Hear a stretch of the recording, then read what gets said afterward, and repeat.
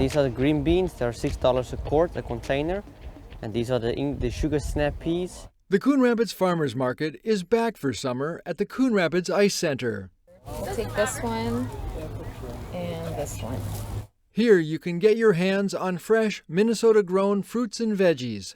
So post 4th of July, we should see a couple more produce vendors and we should be at full market. Ryan Gunderson supervises the market for the city of Coon Rapids. We will not be here on the 3rd of July as part of the 4th of July week, but then we're here every Wednesday, 3 to 6.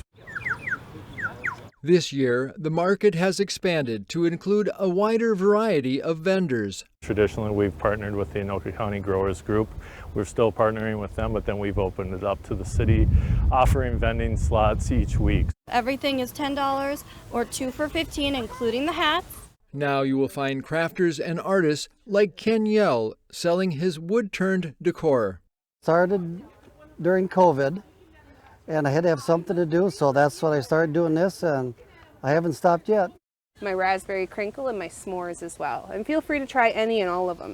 And there are bakers too. I'm so glad that we brought a bunch of extra apples. You will even find vendors offering services. We definitely want to find ways to help people save money on their electricity and have good cost savings. Then on the third Wednesday of each month, the farmers market will have special activities for guests. With July being Kids Wednesday, the third Wednesday, August being Senior Wednesday, and September will be Customer Appreciation Wednesday. If you are a non-produce vendor and want to get a booth at the Coon Rapids Farmers Market, you can go to the city's website and sign up at coonrapidsmn.gov/farmersmarket.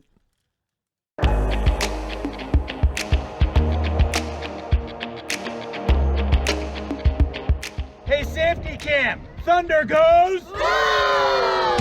If you are a boy or a girl going into 4th or 5th grade looking for summer fun, why not sign up for the Coon Rapids Safety Camp, July 16th and 17th.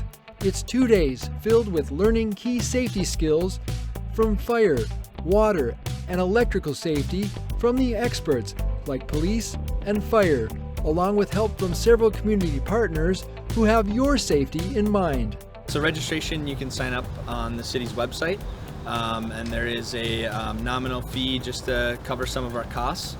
We do have the ability for hardship waivers if someone's unable to pay. Safety camp registrations open now through July 8th. Campers will meet at the Coon Rapids Ice Center for 2 days of fun and learning. They're also looking for former safety campers to help out this year as junior camp counselors. For complete details, go to coonrapidsmn.gov/safetycamp.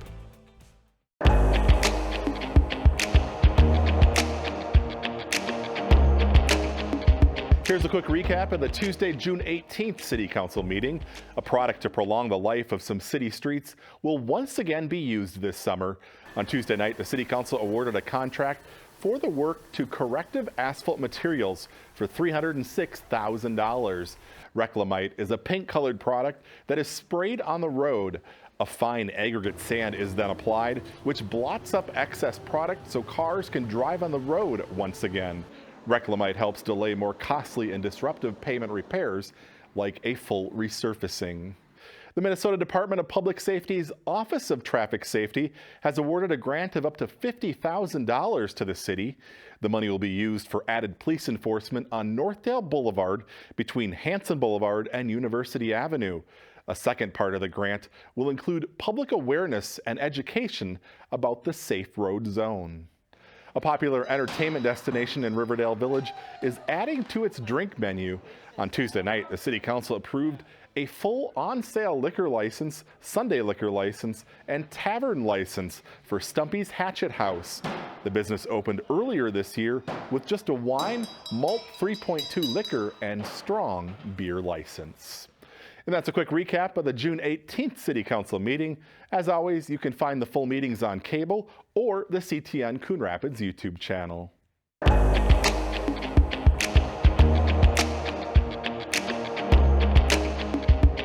Want to make your neighborhood a safer place to live in?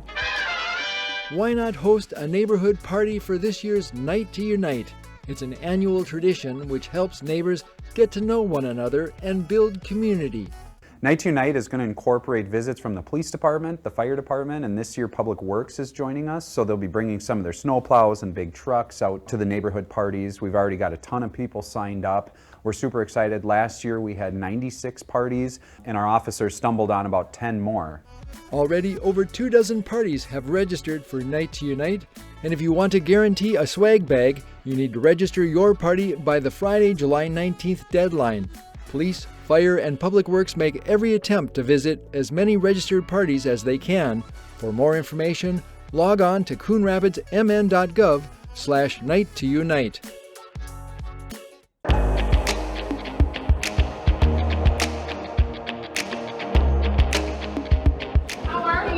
Fourth graders from Hamilton Elementary took an end of the school year field trip to the Coon Rapids Senior Center. Every time I bring the kids here, the seniors are so tickled, and some of them tell the kids to call them grandma or grandpa.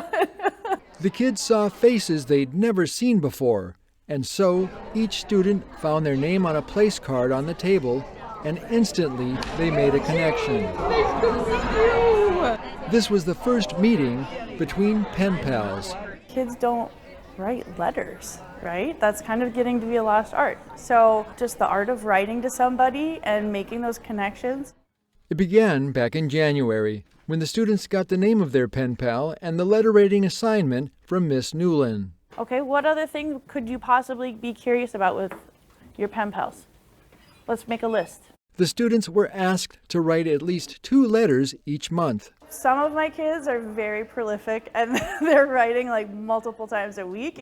I earned like $40 this year from selling stuff. Lorraine said to her pen pal friend, Cheryl Albers. Cheryl recalls the first letter she got from Lorraine, and now the two were face to face, able to talk over a lot of their favorite things, like ice cream. She likes the ice cream that's not on there. She likes Superman ice cream. I never heard of Superman ice cream. And even though the games they like to play may be different, Oh, 65. Oh, 65. Some of the people who are writing have been writing ever since we started, and so it's kind of fun to see those familiar faces every year. turns out letter writing was a great way to make connections between the generations. After all, despite differences in age, deep down we have a lot in common. 1, 2, 3.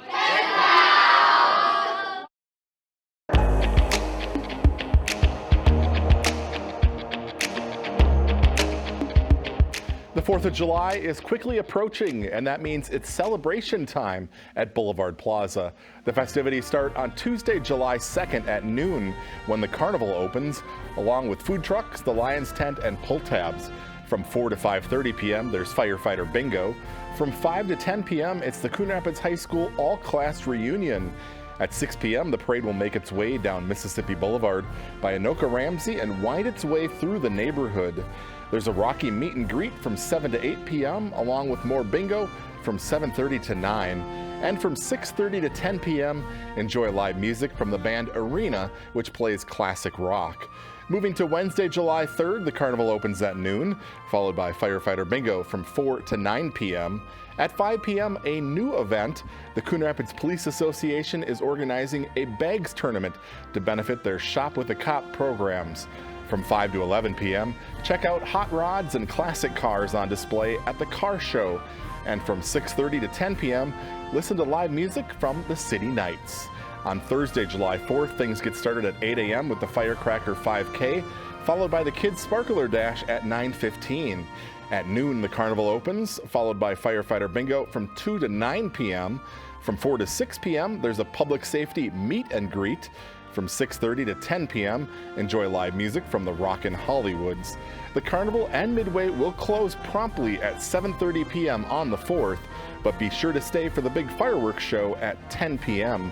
For more details on the celebration, including a new chaperone policy for all visitors under 18, log on to the city's website, coonrapidsmn.gov.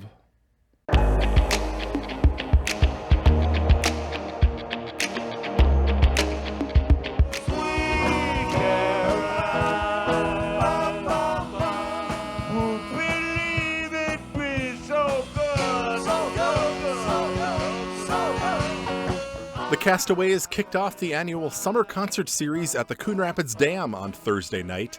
The group features 4 musicians who play everything from Bruce Springsteen to the Beatles. If you missed the concert, you can catch it on the CTN Community Channel on cable. 8 concerts remain this summer. On June 13th, it's the R&B sounds of The Power of 10. June 20th, the Naked Cowboys take the stage with country music. June 27th, it's the variety sounds of the Backyard Band. On July 11th, the country group The Red Letter Band takes the stage. July 18th, it's the Holy Rockarollas. On July 25th, Pirates, Guitars, and Beachfront Bars will play island rock and variety music. August 1st, it's the variety sounds of Jonah and the Whales. And the concert series concludes on August 8th with the Revolution 5, a Beatles tribute band. All concerts start at 7 p.m. Admission and parking are free.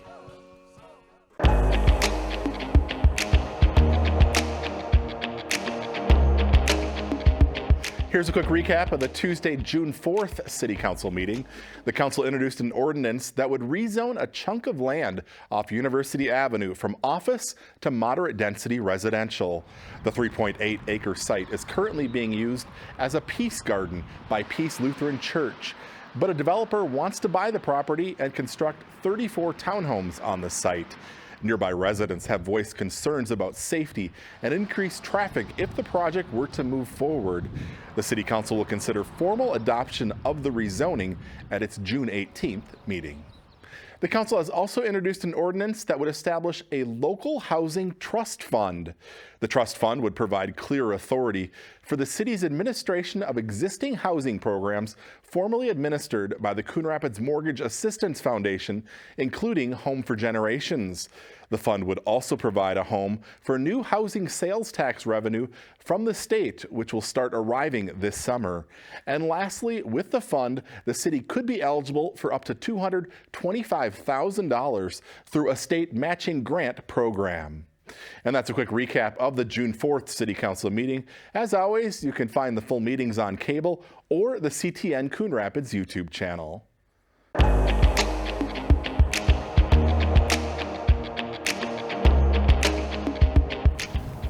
I enjoyed doing it. 4 years ago, Dave Bambenek made a commitment to remove leaves, branches, and other debris from storm drains in the street near his home. Wife and I were at the state fair, and we went into the educational building, and the Adopt a Drain had a station there. Drain adopters, like Bambenek, will throw the trash they collect into the general waste stream. What he learned about stormwater runoff and its effect on water quality in lakes like Crooked Lake and the Mississippi River made him sign up for the Adopt a Drain program. It's very important to our state for clean water, and so I just thought, you know, I could do my part. The Adopt a Drain program is a great way for citizens, residents, anyone to sign up and be able to help water pollution, stormwater pollution in particular, which is the #1 water pollution in the whole country. In and around the city of Coon Rapids, there are over 6,700 catch basins and storm drains. Managing the pollution from stormwater and other forms of runoff is a constant challenge. There's so many storm drains, we can't keep up with keeping them cleaned out as often as they're needing to be. Hamline University developed the Adopt a Drain website and database. It's where you can enter your address and find a storm drain close to home to adopt. The map will show you what drains are there and whether they're adopted or not. When you adopt a drain, you'll even get to name it. Only about 500 storm drains in the city have already been adopted. Lots of drains are waiting to be adopted. Spend about 15 minutes once or twice a month to go out and pick up the debris in that storm drain. As for Dave Bambenek, he named his adopted drain Flow. And it does flow. I tell people, hey, you know, clean up the city and clean up our neighborhood. That's what it's about. If you'd like to become a drain adopter, go to adoptadrain.org and click on the state of Minnesota to sign up.